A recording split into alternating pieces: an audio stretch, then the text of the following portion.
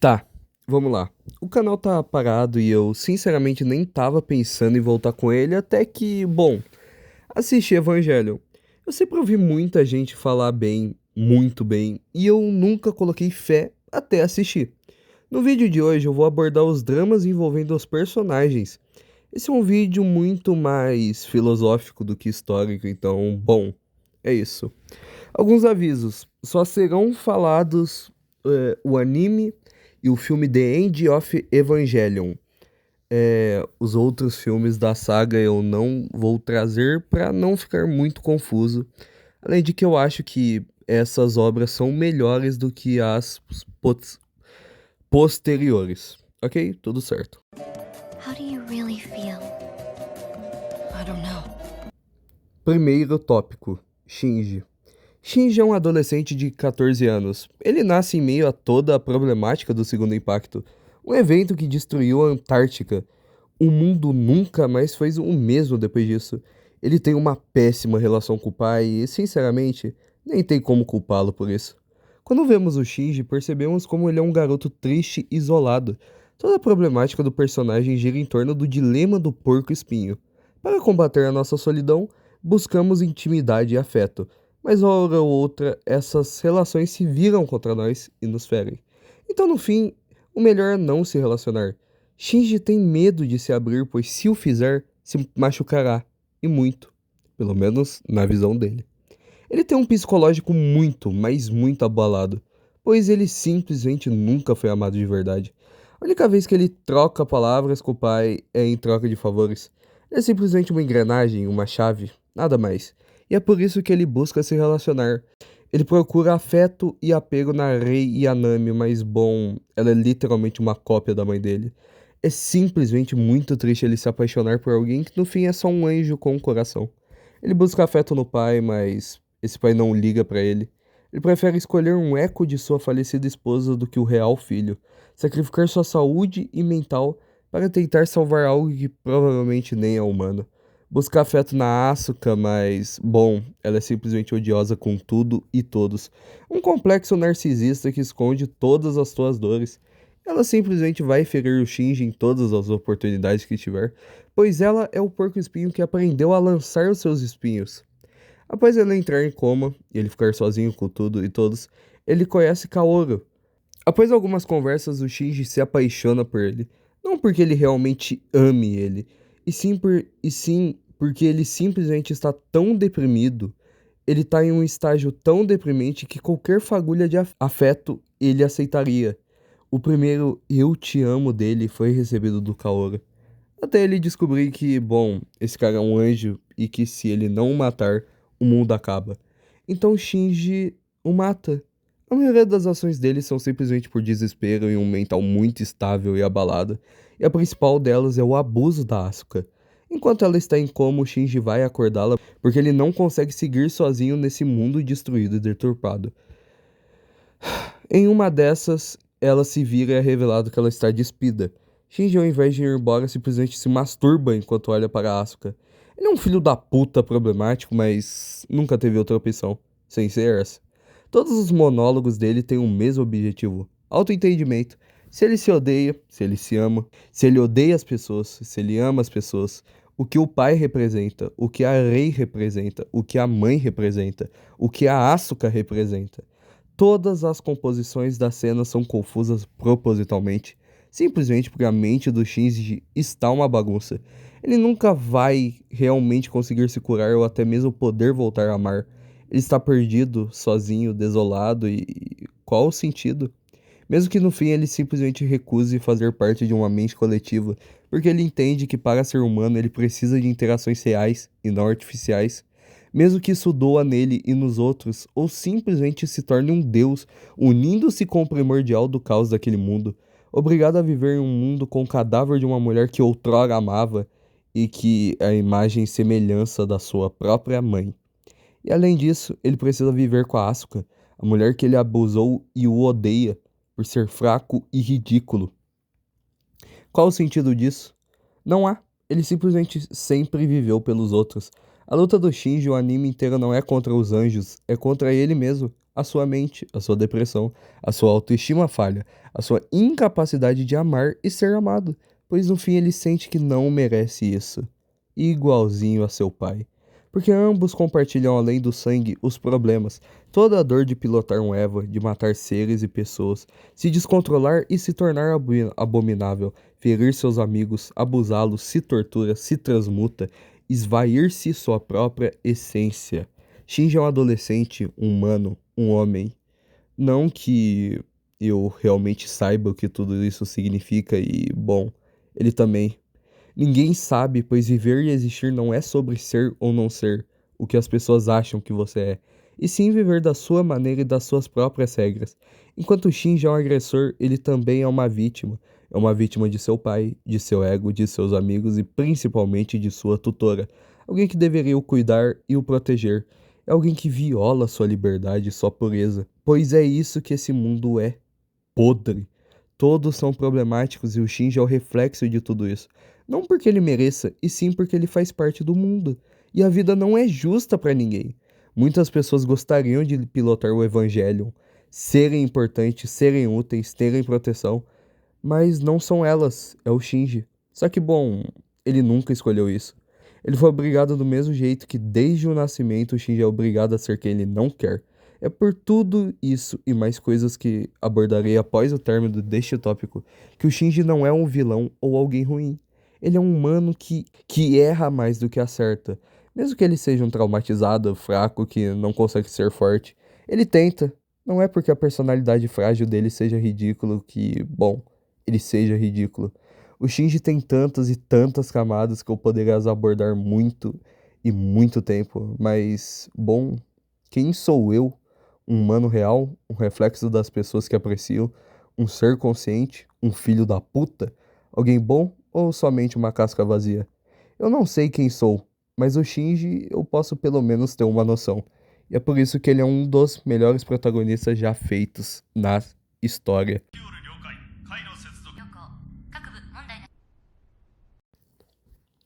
Segundo tópico, Rei.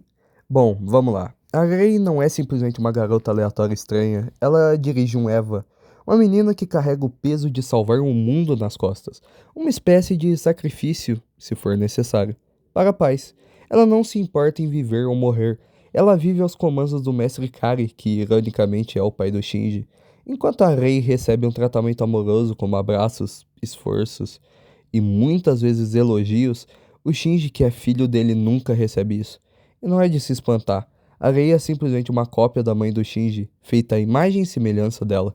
Quando ela morre, simplesmente é substituído por um corpo novo. Toda a concepção ideal dela é baseada em algo que os outros querem, e não ela. Ela não tem vontade própria porque, bom, nunca realmente esteve viva e ela nunca teve medo da morte, porque nunca soube o que é verdadeiramente viver. Em certo ponto, ela começa a apreciar a relação dela com o Shinji, não porque ela goste dele, e sim porque ele trata ela como alguém e não como algo. Cada vez que ela morre, outra vem no lugar. Não é de se espantar que ela foi usada para dar alma aos Evas. E no fim, o que são os Evas? A imitação de Deus, robôs, monstros, humanos, seres? Bom, todas essas questões estão mais atribuídas em o que é a Yanami do que o que são esses seres. No fim, quando o Shinji imagina um mundo perfeito, ele enxerga ela como uma amiga de verdade. Em outra vida, eles poderiam bem ter sido mais do que amigos, mas ela é um engrama da mãe dele e um anjo. Não que exista problema, não que o Shinji se importe muito com tudo isso, mas afeto não é igual a amor. Mas de qualquer jeito, o Shinji sempre vai achar isso. Então, tudo isso só coloca a Yanami em um espaço, lugar, alma, robô, Eva, consciência. Eu não sei. Ela está em todo lugar a todo tempo, e isso se prova quando ela assume o corpo de Lilith e começa a instrumentalização humana. Todos em uma só mente e alma, ou melhor, corpo. A Rei nunca vai conseguir realmente entender as pessoas, porque no fim ela não é. Mas não é mesmo? Bom, ela passou por várias experiências humanas, desilusões, tristezas, mas no fim sempre acabou morta e reinicializada. Mesmo que o corpo não se lembre do porquê, a alma sempre vai saber. Ela sempre sabe. Exemplo disso é depois da sua ressurreição. ela chorar quando vê os óculos do pai do Shinji. Não que ela saiba por quê, mas sentimentos ruins vêm disso. Mas, sinceramente, tem como culpá-la? Ela foi criada como uma arma, um instrumento doentio para o chefe de toda a organização. Igual ao Shinji, ela sofre por não conseguir e não poder ser quem ela realmente está predestinada. Uma por controle de seu co-criador e outra pois mesmo que ela não queira admitir, ela gosta das pessoas. Ou pelo menos tenta. Ela não quer se tornar Deus, ou pelo menos sua ajudante. Esse fardo sempre vai cair nas costas do Shinji, como sempre. No fim, ela é morta pela sua divindade e tem seu corpo exposto em um novo mundo. Não que ela realmente tenha morrido, mas seu corpo padece e enlouquece em quem o olhar. Infelizmente, o Shinji nunca conseguiu, nem conseguirá amar a Yanami. Mas, sinceramente, isso é bom? Eu não sei responder essa pergunta honestamente. Seria um relacionamento tóxico, mas quem nunca quis experimentar o amor, mesmo que ele doa, machuque, iluda, pereça, adoeça? Mas no fim, eles são arautos do novo mundo, ecos de algo que em outrora foi a humanidade, criações sencientes que vagarão eternamente com o objetivo de sobreviver e, além disso, salvar a espécie humana. Não que ela mereça ser salva, eles mesmos causaram tudo isso, mas bom, vagarão eternamente nas mãos de uma criança problemática e no corpo de um reflexo distorcido de alguém? Mas será mesmo que eu posso chamar ela de reflexo de alguém? Ela é criada a partir da esposa do Ikari, mas quem não? Quem nunca se olhou no espelho e enxergou os pais? Quem nunca deixou de se levar pelas expectativas e sonhos deles do que os próprios? Mesmo que ela seja esse reflexo, a água provavelmente está muito turva. Ela toma suas decisões, ou pelo menos tenta. Pensa por si mesmo. No fim, a Rei só quer ser livre novamente. Viver por si mesma ou por alguém que ela ame ou goste. Não que eu acredite que isso possa ser possível. Não nesse mundo, não nessa realidade, não nessa situação, não nesse ser, não nesse corpo, não nessa consciência, não nessa existência e não neste planeta.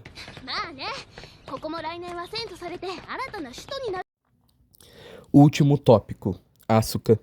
Asuka é uma garota de 14 anos. Pilota uma das mais recentes versões de Eva e, bom, a personalidade dela é bem irritante. Ela simplesmente odeia tudo e todos, mas não é à toa. Ela foi rejeitada a vida inteira, principalmente de sua mãe. A questão da Asuka é extremamente igual à do Shinji. Ambos foram rejeitados por todos aqueles que em outrora amavam, fazendo assim se isolarem totalmente das relações interpessoais. O Shinji do seu jeito metódico, displicente, inexplicável, e Asuka pela sua personalidade irritante, forte, egoísta, arrogante, prepotente, irada, não porque ela seja tudo isso, mas sim por uma casca. Pois se alguém ver ela por dentro, verá que ela é só uma criança chorona. O Shinji se conecta com ela, pois ambos são a mesma moeda em lados diferentes. Ela vive por si mesma, ou pelo menos tenta acreditar fielmente nisso, mas é mentira. Ela só não tem alguém verdadeiramente para se conectar. Ela salva as pessoas não por altruísmo, e sim por glória, narcisismo, para afirmar a ela mesma que ela pode fazer isso, pois todas as vezes que ela pilota, ela ganha elogios, ganha aplausos, ganha parabéns, mas quando após um trauma forte ela simplesmente fica sem conseguir pilotar um Eva, ela se sente inútil, pois todo o valor que as pessoas e ela mesma colocaram nela era para ser uma pilota, não a melhor, mas uma pilota. Ela precisa acreditar que ela é isso, pois se não for o que ela é, uma mimada, uma chata, uma raivosa, um irritante, uma intragável ou uma humana. Ela será humana igual a todas as outras pessoas. Diferentes da Rei ou do Shinji, Asuka não tem um propósito no fim do mundo. A unidade dela não é uma unidade predestinada a ser Deus, e o corpo dela não é o reflexo fugaz de uma mulher morta com uma alma divina. Ela simplesmente é uma garota traumatizada, que precisa acreditar que é suficientemente boa para sua função e para os outros. Mas no fim ela sempre vai se ferir no processo, às vezes pelo Shinji, que a viola, pela Rei, que é sincera, pelo Kade, que a abandona, pela Nerve, quando não tem mais utilidade. Mas o ápice disso é que a pessoa que mais machuca a Asuka, a pessoa que mais a entristece, a pessoa que mais a deturpa, a pessoa que mais a destrói, é ela mesma. Pois se todo o seu valor é definido em pilotar uma máquina, o que será dela quando não conseguir mais pilotar? Talvez ela se torne uma pessoa normal? Mas o que é ser normal? Ter seu valor definido em um papel que dizem que é uma avaliação para saber se você é inteligente ou não? Um cargo de prestígio? Uma família estável? Uma conta bancária cheia? Não acho que isso seja normal, mas é isso que a sociedade espera das pessoas. Ou é isso que as pessoas esperam de mim. Tenho a esperança de que eu serei alguém na minha vida. Mas, bom, eu não sei nem quem eu sou. Como eu poderia saber quem eu serei? Um homem com as suas próprias decisões? Ou um homem que vive pelas regras do jogo dos outros? A questão da Asuka é que ela não sabe ser algo que não seja o que ela é. Mas o que é a Asuka? Uma garota, uma pilota, uma vítima, uma agressora, uma estudante, uma filha, uma traumatizada, uma sonhadora, uma alma? Ela rejeita o processo de instrumentalização humana porque entende que viver é se ferir, ou ferir os outros, ou ser ferida. Mas se a vida é assim, por que vivemos? Porque ela vive, porque o Shinji vive, porque a Rei vive, porque eu vivo.